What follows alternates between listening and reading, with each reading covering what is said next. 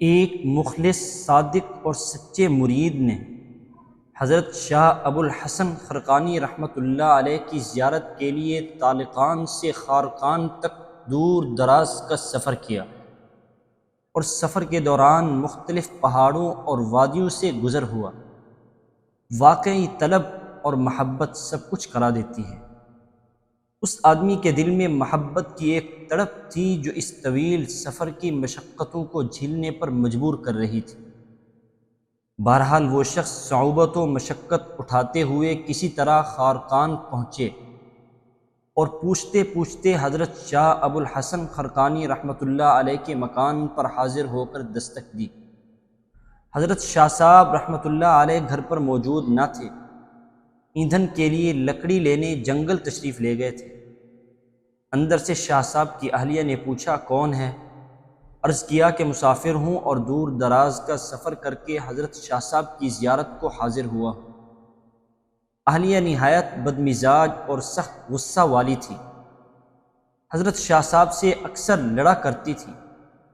مسافر کے اس اظہار عقیدت پر بہت غضبناک ہوئی اور کہا، ارے فلانے، کیا تجھ کو دنیا میں کوئی اور کام نہ تھا کہ اس قدر طویل سفر کی تکلیفیں فضول برداشت کی؟ اور بھی بہت برا بھلا کہا۔ اس شخص نے حضرت شیخ کی اہلیہ کی زبان سے جب یہ بدتمیزی کی باتیں سنی تو تاب نہ لا سکا، اور کہنے لگا کہ اگر حضرت شیخ سے تمہارا بیوی ہونے کا تعلق نہ ہوتا تو ابھی تمہارے جسم کو پارا پارا کر دیتا، لیکن اتنے بڑے سلطان العارفین کی اہلیہ ہو، اس لیے میں کوئی گستاخی نہیں کر سکتا۔ یہ کہہ کر پھر محلہ کے لوگوں سے دریافت کیا کہ حضرت کہاں تشریف لے گئے ہیں؟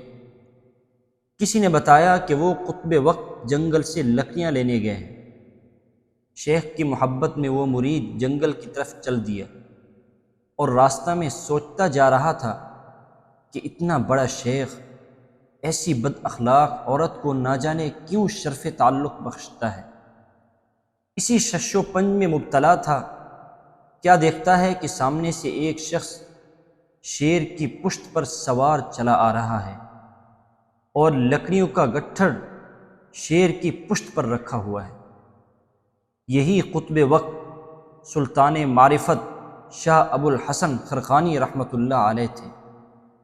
جب حضرت شاہ صاحب نے اس مرید کو دیکھا تو آپ ہنس پڑے اور سمجھ گئے کہ اہلیہ کی سخت باتیں سن کر یہ پریشان اور فکر مند ہے۔ آپ نے مرید سے ارشاد فرمایا، اس بے وقوف عورت کی اور اسی طرح کی سینکڑوں تکلیفیں برداشت کرتا ہوں، اور یہ مجاہدہ و مشقت صرف اللہ تعالیٰ کی خوشنودی کے لیے ہے، نہ کہ اس بدمزاج عورت کے حسن اور رنگ کے عشق میں۔ چونکہ میں خلق میں محبوب و مقبول ہوں، اور مخلوق کی تعظیم سے میرے اندر عجب و خود بینی پیدا ہو جاتی ہے، لہٰذا میرے تکبر اور خود بینی کا علاج یہ عورت کیا کرتی ہے۔ جب یہ میرے ساتھ گستاخی اور بدتمیزی سے پیش آتی ہے تو دماغ سے وہ تمام تکبر نکل جاتا ہے جو خلق کی تعریف و تعظیم سے پیدا ہوتا ہے، اور اس طرح نفس کا عجب و تکبر سے تزکیہ ہو جاتا ہے۔ معزز سامعین و ناظرین، اس واقعہ سے ہمیں یہ سبق حاصل ہوتا ہے کہ غیر اختیاری طور پر اگر کوئی مصیبت یا تکلیف لاحق ہو جائے تو گھبرانا نہیں چاہیے، کیونکہ اس تکلیف و صدمہ پر جو نعمت حق تعالیٰ کی طرف سے عطا ہوگی وہ اس تکلیف سے بدرجہ بہتر ہوگی، اور کبھی یہ چھوٹی بلا کسی بڑی بلا سے نجات کا ذریعہ ہوتی ہے، جیسا کہ اس حکایت سے معلوم ہوا کہ اہلیہ کی بدمزاجی تکبر جیسی مہلک بلا سے نجات کا ذریعہ ہو گئی۔ ہاں البتہ تکلیف و مصیبت طلب نہیں کرنی چاہیے، بلکہ عافیت کی درخواست کرتا رہے کہ اے اللہ، ہم ضعیف ہیں، برداشت کی قوت نہیں، آپ سے عافیت کا سوال کرتا ہوں۔ مانگے تو عافیت ہی، پھر جس حال میں اللہ تعالیٰ رکھیں اس پر راضی رہیں، اور مصیبت کے دور ہونے کی تضرع اور عاجزی کے ساتھ دعا کرتا رہے۔ اللہ تعالیٰ ہمیں عمل کی توفیق نصیب فرمائے۔